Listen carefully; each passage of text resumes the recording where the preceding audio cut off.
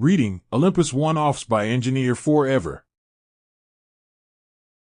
Disclaimer, I don't own Percy Jackson and the Olympians, Naruto, or Ant-Man. Reading size always matters about damn time. Talia grunted when the book vanished from her lap. It reappeared in Hazel's hands. Might we be looking into another rapscallion child of yours? Demeter smirked at her brother. It may be Pluto's. Hades grumbled. Oh, even better. Aw, what? That was prime cliffhanger material, Apollo cried in outrage, standing from his throne as the next tale's title appeared for all to see. Apollo, sit down and be quiet. Artemis yanked him back down by the loop on his shorts. Arte, you can't seriously be saying you're not. Apollo, please. Hazel is going to read. Hestia frowned at the sun god, who pouted. Fine. I'm the boss. I'm the boss. I'm the boss. I can't tell if he's boasting or attempting to uplift himself. Hazel frowned. Maybe both? Frank offered. Let me see. Leo poked his head up between Frank and Hazel, making the two yelp. Nah, that's totally a psych-up chant. Boasting would have more exclamation points in it. Speaking from experience, Leo?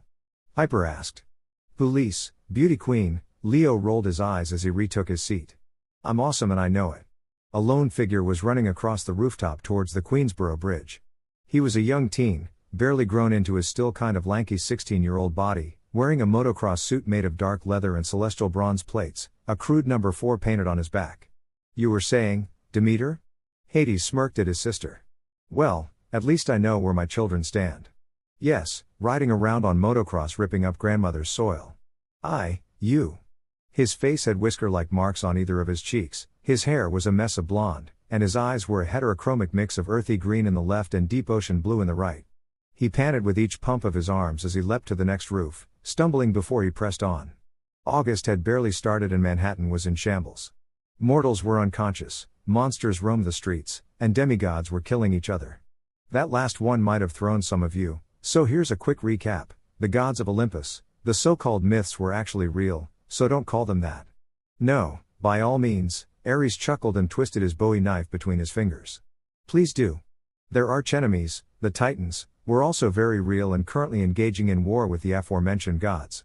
That war happened to be centered in Manhattan, because the gods' home, an overlapping plane of existence called Olympus, which used to rest on the Greek mountain that had been named after it, currently resided there.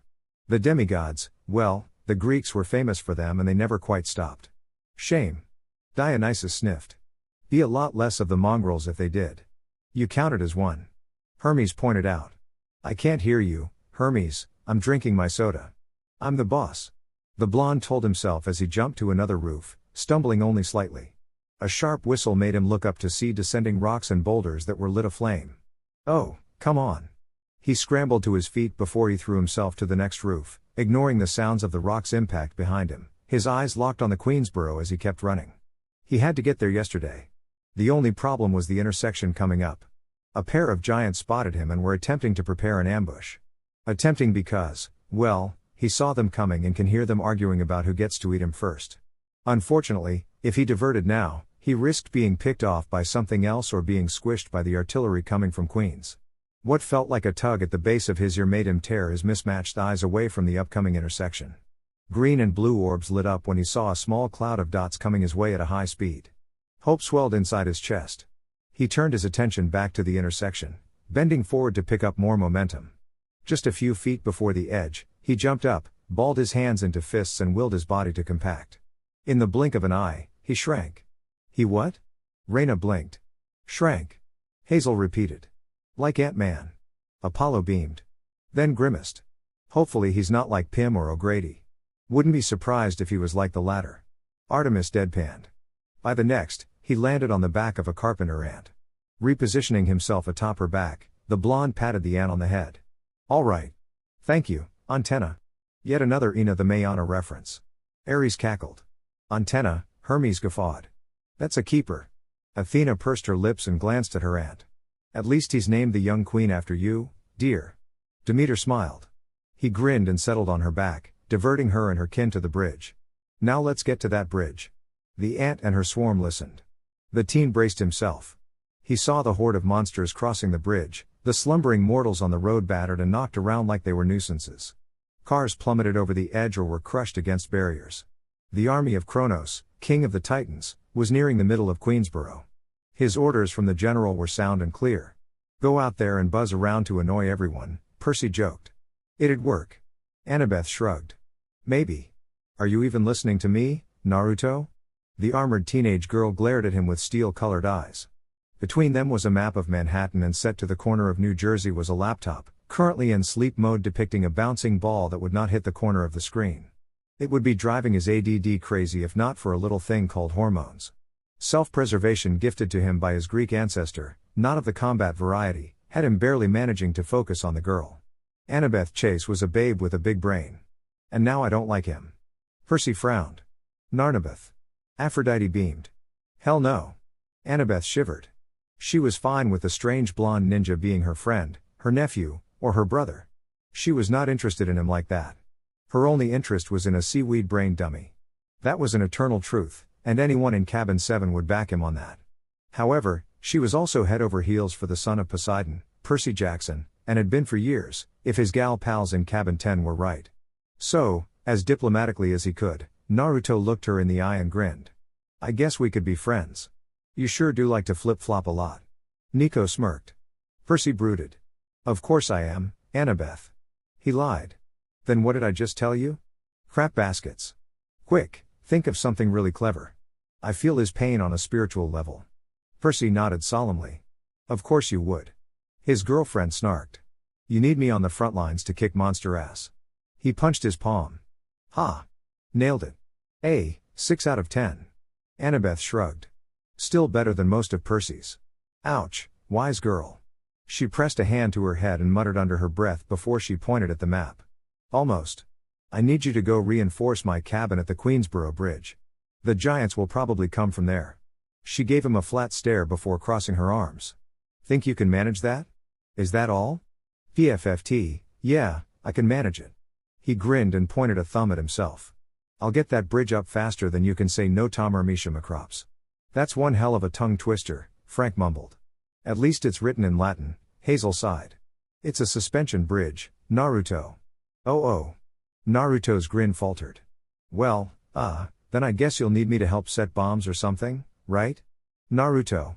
Grow weeds to block it? Only weeds? Demeter frowned. Well, I suppose if he's got a connection with ants, it makes sense. She arched a brow. He sighed. You want me to kaiju it? I want you to kaiju it. She nodded. If he can summon a giant ant. Leo trailed off, the thought sending shivers down the other's spines. Don't be ridiculous, ludicrous. Dionysus scoffed. Those tend to stay in southern Africa. Far too cold this far north. Well, why else would he mention kaiju? Naruto groaned. Suddenly he didn't feel so thrilled about being pulled aside by the camp's general. He rubbed his neck. Okay, so, but what if I can't? What do you mean? Annabeth frowned. You shrink all the time. Yeah, shrinking is easy. It's almost second nature. He did so in the blink of an eye, reverting back to his normal height just as fast. But getting bigger? Not my strong suit. Performance issues? 8 in 10 demigods suffer from it while in action, Leo chuckled. You did not just say that. Piper groaned. You did it during the CTF in 04. That was an accident. I was still in cabin 11 then. He didn't even remember what had triggered it. He just remembered running through the woods, trying to keep pace with the others, and then losing sight of them. Something snapped his ankle when he chased after Connor, and then it was dark. He woke up in a daze, panicked wherever he was, and then he was towering over the trees and the campers all looked like frightened ants. He was claimed shortly after he managed to return to his normal size. Oh no, Hades said with growing agony, his emotions causing his throne to quake. Please, for the love of all chaos, let it not be. I mean, it's far too rare to actually happen. Hera added, a strained look on her perfect face. Her divine nieces and nephews were giving her sister worried looks that she chose not to acknowledge. Instead she took another sip from her goblet. It's happening. I knew it. I knew it would happen. Poseidon groaned into his hand. There's no stopping it, is there? Hestia sighed. Zeus just started to rub his temples. He could feel the headache his other was going to have from this. Hopefully, it didn't result in another child. Oh, is something amiss? Demeter asked innocently enough, but she was glowing right now. Naruto, you have too, Annabeth urged, drawing him from his memories. She put a hand on his shoulder. You're the only member of your cabin that got this ability from your godly parent. The only camper who can alter their size. We need that part of you. Olympus needs that part of you. Great, no pressure. Dude, I feel that. I embody that. Percy sympathized. A jerk from his ride snapped Naruto out of his thoughts. Looking down, he saw that he was directly above the bridge, with Roosevelt Island directly below that. Showtime. Naruto patted the young queen on the head before he stood on her back. He took a deep breath, hesitated and then looked at the ant once more. Antenna, if I don't make it, name 1,000 of your kids after me. The ant's mandibles snapped and he understood the message she was relaying. Aw, she's going to be a marvelous queen. Demeter smiled. How does she know? Hazel started. Raina patted her shoulder. Ceres is a goddess, Hazel. We may never understand her ways. In short, Holly, don't question it and keep your sanity. Dionysus huffed.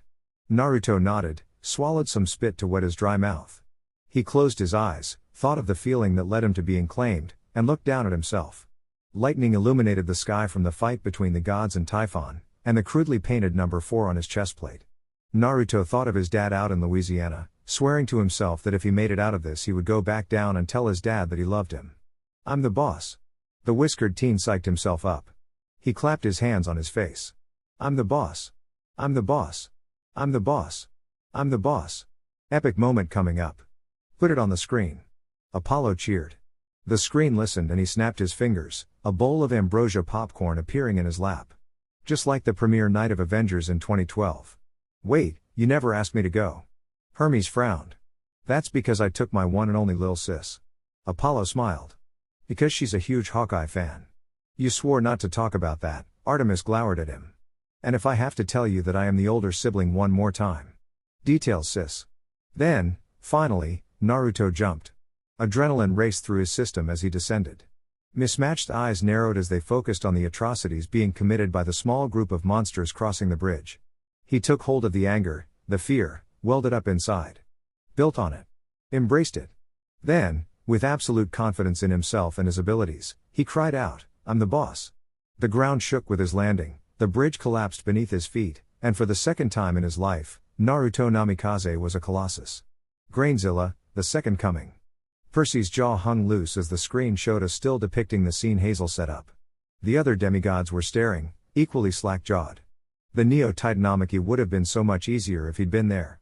Annabeth groaned into her hands, already thinking of multiple scenarios where having a kaiju that was pro-Olympus would have been helpful. Why do we not have demigods that can do that? Ares whined. Because he's the equivalent to Hephaestus having a child with the ability of fire or Apollo having a child with actual photokinetic projection. Athena drawled. You do realize that we saw 2 variants of this kid with both of those abilities, right? Hermes deadpanned, Apollo glowering at his words while Hephaestus gave a pointed look to his present demigod. Yes. It's bullshit. Hey. Poseidon scowled. I'm correct and you know it. The group of giants that had been advancing on Malcolm and the rest of Cabin 6 looked like G.I. Joes while the other assorted enemies appeared to be Green Army men. A portion of the platoon had stopped and stared incredulously at the 300-something-foot-tall demigod, but the giants continued to lumber on. Naruto reached down and grabbed the closest giant and hoisted it up. Where do you think you're going, short stuff? To kill Olympians? The giant got points for its honesty, but lost a lot more for its stupidity. They always do. Raina nodded. Hee hee, short stuff. Nice one, Hazel giggled as she turned the page. Hades grimaced when Demeter sent him a smug smile. Wrong answer. Flipping the giant in his hand like he would a football, Naruto reared his arm back. The other pointed at the sky, giving him the pose of an Olympic javelin thrower. Tell me what space feels like, would ya? Huh? Naruto launched the unfortunate giant with all of his might, sending him off like a rocket with a crack against the sound barrier. Ah. I'ma fight him. No, Ares. Zeus drawled. But. Ares gestured at the screen. Giant. He's big and an doofus why. I wanna stab him in his giant doofus why face. Excuse me? Demeter glared at the god of war.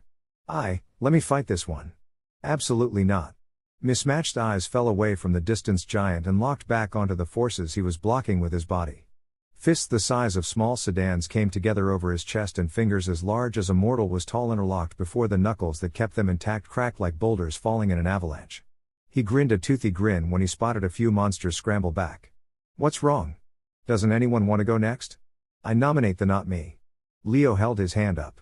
Then, he slapped Frank on the shoulder. Go get him, buddy. Wait, why me? Frank spluttered. David and Goliath, bro, you got this. That doesn't explain anything over how I've got this. Alright, I'll make a slingshot for you. What? Fine, 2 slingshots. Final offer, take it or leave it. Take the deal, Frank. Hermes stage whispered, cupping his hands around his mouth. You know you want to. What the fuck was that? An oily-haired teen demanded as he stormed into the Titan's demigod forces command tent, his helmet yanked from his head and a snarl on his face. Maybe? Ares rubbed his chin. Then shook his head. Nah, not mine. Not yours? Hephaestus arched a brow. Attitude matches up perfectly. The 2 demigods inside the tent looked up from their map. You're going to have to be a little more specific, Todd. The lanky, brown-haired teen drawled. His left hand was set on a notebook that had intricate runes on it, the other pointing at something on the map. Spare me, Alakazam. Todd Shanner sneered. Hey, careful. That's a pseudo-legendary you're insulting. Piper warned with a smirk. Cabin 6's dream Pokemon. Talia snickered. Please. Annabeth huffed. We prefer Abra. Because it's cuter? No. That's a yes, Percy chuckled when his girlfriend gave him a nudge in the side with her elbow. He tossed his helmet on the ground and pointed out toward the battle behind him. Didn't either of you see what happened to the 59th Street Bridge? We got the report. It was destroyed, correct? The second teen was lacking an eye and had a wiry build. Yeah, no shit, it was destroyed, Ethan. That freak Namikaze became a fucking skyscraper.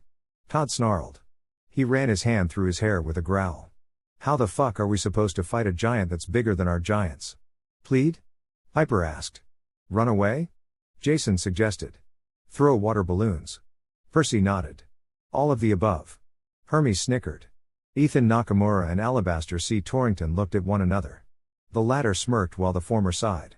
He reached into his pocket and pulled out a bill before he slapped it on the table. Alabaster snagged it and stuffed it away. Not a word. Ethan warned. I wasn't going to say anything. Did you 2 fucking know he could do that? Todd snapped. They looked at him. He did it once 3 years before you arrived. Ethan quickly cut in, glaring at the son of Hecate. Then looked back at the son of Enyo. Oh. Wonderful. Hera groaned before she sipped more of her wine. Ha. See? I know when they're my kids, Crip, Ares sneered. He never did it again. We didn't think it was likely that he could do it on command. Well, he fucking learned real fast, didn't he? Todd growled, arms crossed. Don't worry, Todd. Alabaster smirked as he looked back to his notebook, and started to flip through it. He stopped and held it up for the other demigod to see. A cruel grin spread across Todd's face as the mystically gifted demigod finished speaking. We've got just the thing to use against him. This doesn't sound like a war council. It feels like some Saturday morning villain scheming. Frank pointed out, leaning over Hazel's shoulder to double-check it. You do realize that the actual leader of the army was inhabiting the body of a guy with daddy issues, right? Nico drawled. Hearing you say that out loud makes the Saturday morning villain seem more plausible. Oh. Idea. Apollo made a notepad appear. Make a cartoon series about the Titanomachy. You did that 10 years ago and it didn't last longer than a season. Hermes pointed out. That was due to the Canadian production company. Apollo refuted. He crossed his arms. Stupid lack of influence, plot of land. This is the way we chuck the monsters, chuck the monsters, chuck the monsters, this is the way we chuck the monsters. Early in the morning, Naruto laughed to himself as he tossed another telekine to the other side of the East River. He seems to be having fun. Hades dryly stated. Monsters are like weeds, it's methodical work. Demeter defended. I'll eat my boot here and now if he can spell methodical. Wow, not a fan of the monster-slaying Colossus, brother? Zeus asked. You let me take Persephone as my bride. I hate you so much. Zeus grumbled as Demeter's ire-filled gaze shifted his way. I bask in it, Zeus. I bask in it. Having seen the damage the colossal demigod had done to a bridge that quite a few of his cabin were fond of, Malcolm Stark of Cabin 6 sent him to run interference on the surviving water-based monsters. Malcolm's last name is what now? Percy blinked. Does it matter? Annabeth asked. Annabeth, your brother's name is Stark. And? How many Marvel references have there been? Oh. Huh. Annabeth blinked. Weird. Holy crap. A smart kid named Stark? A guy that can grow and shrink? Apollo started to bounce in his seat. If there's a demigod with a shield that makes others yield. Talia, how would you feel about wearing stars and stripes? Artemis asked suddenly. Apollo squealed. She sent him a small smile and let him have this moment. Depends on the why. Talia eyed her patron warily. They managed to get past the East River god's whirlpools and torrents, but were forced to yield when a 300-foot-tall teenager started plucking them from the water and chucking them like they were spoiled crops. As the last telekine was turned into a makeshift flying fish, the blonde demigod dusted his hands off. Well, this has been fun. He pursed his lips and looked down at himself, waist deep in the metropolis no-swim zone without a care in the world. I wonder how long I can stay like this? The record for his shrink time at his smallest, a whopping 0.3 millimeters, was about 3 hours before he had to get to a larger size. He'd already been in colossal mode for at most an hour. Maybe 2 hours then? Naruto scratched his head. If only I could remember how long I was a giant last time. I know it wasn't more than a day. Chiron would have had a cow if that were the case. While he pondered his first experience with his enlarged state, something so traumatic he subconsciously locked it away, he failed to notice that the far side of the East River had calmed. It was only when he started to hear a commotion from the land behind him that he stirred. Turning to the others, he lifted a hand and waved. Hey guys, I got this. Go help another cabin or something. Wow, guess he's found his confidence, Piper giggled. PFFT, yeah, I'd find my confidence if I was suddenly 300 feet tall, too. Talia snorted. The other campers kept waving towards him. Malcolm, easily spotted by the plume on his helmet that marked him as a commander, was handed something that he lifted up to his mouth. N-O-G-T-O-E-W-R. What? Naruto blinked and took a few steps closer to land, wading through the water as he did. He got closer to the land, the river barely reaching his hips at this point, and shivered. The downside to a leather suit that shrank and grew with his body, it retained water. And despite being near the end of summer, it was cold. Get out of the water, Naruto, Malcolm said again, the object in his hand revealed to be a megaphone, evidenced by the feedback that cut through after he spoke. Why do I hear the Jaws theme? Percy asked, his brows furrowed. Poseidon started to whistle innocently as the other gods looked at him knowingly. Why? I'm winning. By a landslide, Jason chuckled. Why is that funny? Piper asked. Landslide? He's a son of Demeter, no? Really? Just me?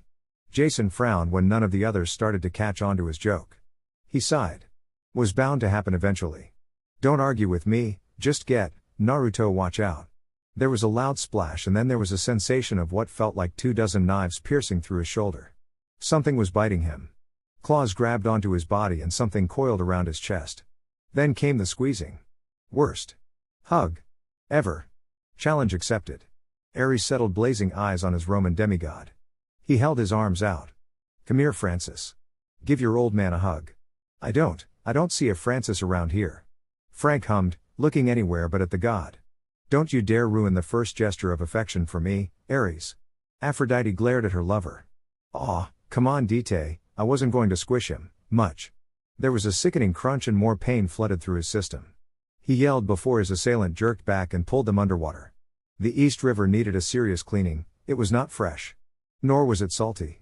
Regardless, it burned as it went into his lungs. Panicking as he drowned, Naruto struggled against his attacker. Whatever it was that had him was as large as he was, but it had gills. And teeth. And claws. And oh, for the love of the gods did he wish he had gills right now. Air. Need. Air. Come on, giant man. You got this. I thought he was Ant-Man? Jason scratched his head. Same guy. Apollo waved his hand. His left arm got loose and he used it to regain a semblance of control. He swam up to breach the surface, sucking in lungfuls of air and coughing out the water that almost ended him. The monster that had him pulled him back down, but not before he managed to close his mouth. Naruto couldn't hold his breath forever, especially while he was being thrashed about like an alligator's chew toy. So, his left fist started swinging wildly. The claw that was digging into his sternum got a serious whump, but it was the head that was chomping down on his shoulder that took even more damage. 3 blows knocked a few teeth loose, and another 2 managed to stun the whatever it was into letting go. A 6th and final blind shot to a series of gills made it retreat, releasing the blonde and allowing him to drunkenly swim towards Manhattan. Seen better. Dionysus shrugged. He broke the surface and collapsed against the wall, the fence that stopped Manhattanites from casually strolling off the edge snapping under his arm like a toothpick. Naruto.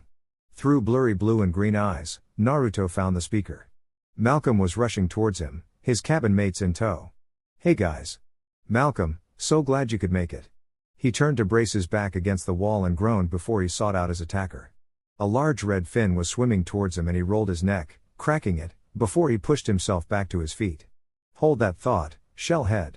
I got a fish to fry." "Naruto, you can't just fight that thing, it's a cetus. It's about to be fish sticks." "That's some dusty fish sticks then." Percy quipped. "Cetus is actually a delicacy once you get past the gaminess." Poseidon mused.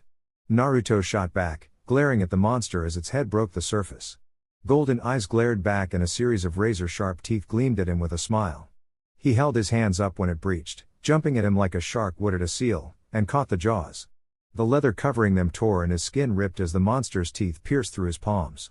The claw-like fins reached for purchase on his body, but he held it away as best he could. Holding it out of the water, he let out a bellow and thrust his foot into the monster's massive eel-like lower body. The cetus was knocked back, taking what felt like a good chunk from his hands in the process, but Naruto couldn't worry about that right now. He balled his bleeding hands into fists and held them at the ready. The next time it came at him, he countered with a wild right cross that costed a few more teeth. He groaned when it turned to come at him again, teeth fully regenerated. "Oh, come on, what's it take to put this thing down?" Perseus used Medusa's head, Malcolm shouted helpfully. "Great, you go get some Gorgon head and I'll keep the giant fish stick occupied." Apollo, Ares and Hermes all began to laugh. Hephaestus and Dionysus smirked. "Reminds me of a certain squid god." Athena drawled, glancing at her rival. Poseidon scowled. "Remind me, who did he name the ant after?" Athena glared. Naruto grumbled as he caught the cetus' next attack with a choke hold that lasted for all of 3 seconds. "And this is why you don't wrestle fish. In water at least." Apollo huffed. "Trust me, it's a losing battle. I like to think I would do pretty well." "That's because of water powers, Uncle P. Gah, you slimy mother of France. This one hasn't dropped a single cuss." Hestia blinked. She smiled at her single sister, who smiled beautifully back. "That's because he can squish everything that would make him do so." Hades drawled. He ignored the glare his sister sent his way with practiced ease. "Naruto, you can hit things harder after you're small, right?" "Well, yeah. It's how I beat Damien in our sparring tch," Naruto hissed when the cetus snuck behind him and slashed his back with its claws. He spun to hit it again, but it had swam away. He bared his teeth at it and ignored the pulsing from his palms and shoulder. How was he going to beat this thing if it could take his punches?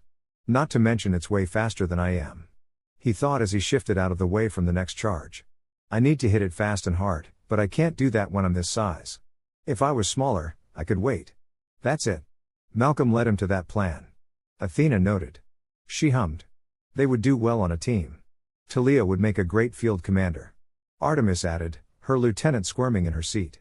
She was not going to wear anything spangly. Okay, now you're both teasing me. And it's not nice.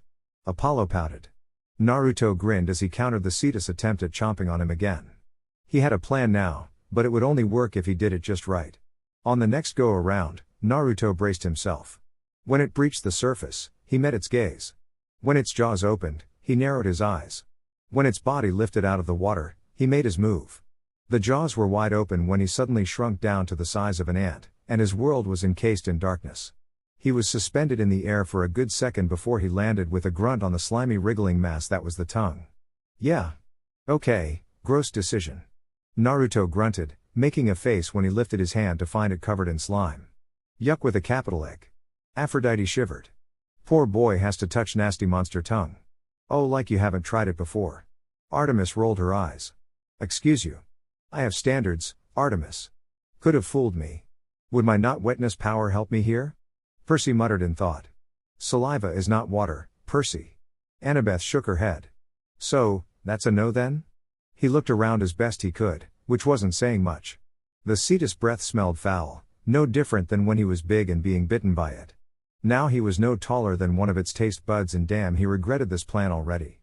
Shaking the slobber off of his palm, Naruto stood up and started to move towards the back of the monster's mouth. The throat was cavernous, and the smell of death and decay only got stronger with each step. Finally, he reached the opening of the monster's throat and closed his eyes. Demeter, please don't think less of me for this, but it's all I got. Of course not, dear. Just do your best, and eat your cereal. There it is. Hermes threw his arms up. I made one comment about skipping breakfast because of my job, just one, and you're on my back about it like a tortoise shell. His request given, Naruto clenched his fists, ignored the pain, and brought back the feelings of fear, anger, and uncertainty. He overcame them. Used them. Then he grew back to his massive size and ripped the cetus apart from the inside out. That's different. Athena blinked. Why would, but Malcolm basically spelled it out for him. Annabeth groaned into her hands. Did he not suggest making it explode? Percy asked. No. He landed with a grunt, crouched over the gunk-covered members of Cabin 6, while the monster's two halves dissolved around them. Malcolm stood in the center, his raised sword and armor caked in the residue of the cetus. The gray-eyed blonde looked at the giant demigod. He blinked and then dropped his sword. Many others followed his example before they started groaning at their current state of being. Hey, Malcolm. How goes the fight? You were supposed to shrink and then grow to punch it harder. Not go on a freaking suicide mission, Malcolm snapped. Idiotic solutions always bring the best results. At least in my experience. Percy confirmed. That's because your harebrained ideas are always that, idiotic. Yeah, but they started off as your ideas. Percy told Annabeth with a grin. She scowled at the green-eyed boy. Oh. Hey, yeah. That would have been a lot cleaner, Naruto chuckled sheepishly and scratched his head, pulling a piece of cetus out of his hair. He made a face before looking at the other members of Cabin 6 and smiling weakly. Anyone up for seafood? I make a mean cetus creole. Oh, that's why Hazel read it. Leo smiled. They're both from Louisiana. I thought he was pretty okay. Hazel mused as she lowered the book. I wouldn't mind reading again. The book flashed and the next story appeared on the screen. 0 and 0.